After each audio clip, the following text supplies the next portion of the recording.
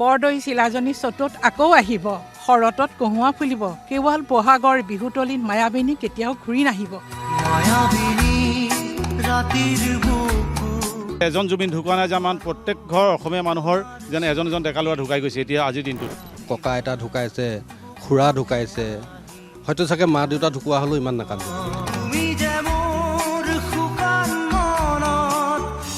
জুবিনৰ ন্যায় বিচাৰি অসম লাইভ 24ৰ যাত্ৰা। জুবিন গাৰ্গ আমাৰ এটুকুৰা নুশুকোৱা ঘাঁ। তেওঁ ন্যায় পালেহে হয়তো এই জুইকুৰা অলপ হ'লেও শান্ত হ'ব। সুমন্ত মাধৱ বৰাৰ সৈতে গোলাঘাটৰ পৰা মায়াবিনী ৰাতিৰ বুকুত। বাটৰে শেষতে বাট চাওঁ তোমাৰে, লৈ যোৱাহি আজি তোমাৰ বাটেৰে। জুবিনদাৰ প্ৰাৰ্থনাৰ পৰা আৰম্ভ কৰি সকলোবোৰ শুনি আমি সৰুৰ পৰা ডাঙৰ হৈছোঁ।